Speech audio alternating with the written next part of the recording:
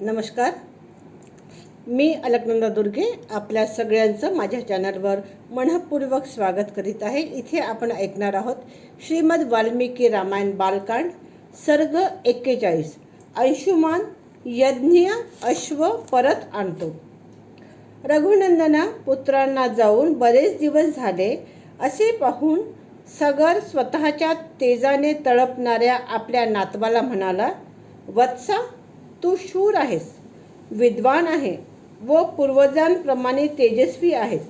तुझ्या काकांचा आणि त्यांचा यज्ञ अश्व नेला आहे, त्याचा शोध कर. पृथ्वीच्या पोटातील प्राणी मोठे आणि बलवान असतात. त्यांचा प्रतिकार करण्याकरता तू तलवार आणि धनुष्य घे.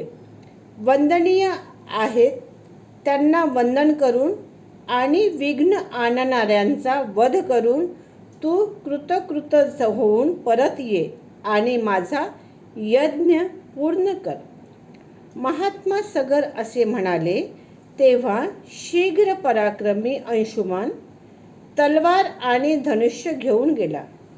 नरश्रेष्ठा, सगर राजाच्या आज्ञेप्रमाणे अंशुमान त्याच्या काकांनी जमिनीत खोदलेल्या मार्गाने गेला. तेथे त्या महातेजस्वी वीराने एक दिग्गज पाहिला. देव, दानव, राक्षस, पिशाच, पक्षी आणि नाग त्याची पूजा करीत होते. त्याला प्रदक्षिणा घालून व त्यांची कुशल विचारून त्याने आपल्या काकाबद्दल आणि अश्वाचे अपहरण करणाऱ्याबद्दल माहिती विचारली. ते ऐकून परमबुद्धिमान दिग्गजाने उत्तर दिले, असमंजस कुमारा, लवकरच कृतकृत होऊन तू अश्वासह परत येशील. त्याचे ते म्हणणे ऐकून अंशुमानाने क्रमाक्रमाने सर्व दिग्गजांना यथायोग्य माहिती विचारण्यास सुरुवात केली.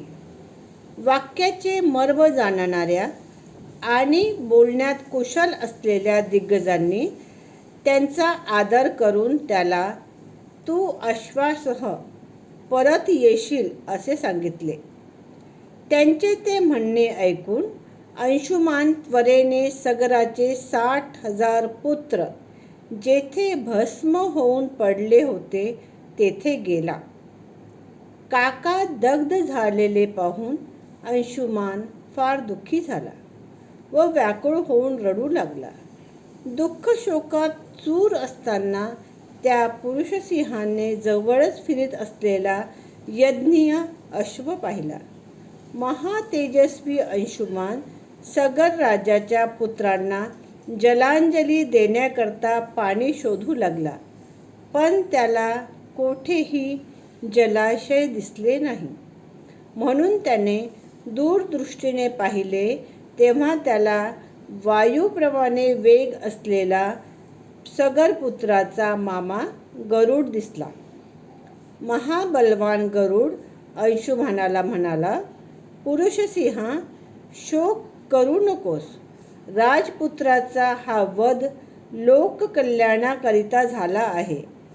अप्रमेय प्रभावशाली कपिलांनी ह्या महाबलवान राजपुत्रांना दग्ध केले आहे. त्यांना लौकिक जलाची अंजली देणे उचित नाही. पुरुषश्रेष्ठा, हिमवान पर्वताची गंगा नावाची ज्येष्ठ कन्या आहे. महाबाहो, त्या गंगेच्या पाण्याने पितरांचे तर्पण कर.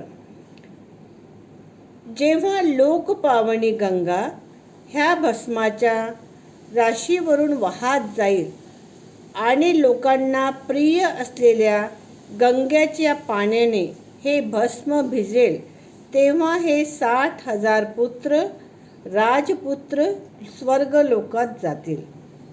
महाभाग पुरुषश्रेष्ठा वीरा, तू आता अश्व घेऊन परत जा आणि आपल्या पितामहाचा यज्ञ पूर्ण कर. गरुडाचे म्हणणे ऐकून अत्यंत पराक्रमी महातेजस्वी अंशुमान यज्ञ अश्व परत घेऊन आला. रघुनंदना, यज्ञाची दीक्षा घेतलेल्या सगर राजाला त्याने सर्व वृत्तांत सांगितला व गरुडाचे म्हणणेही सांगितले.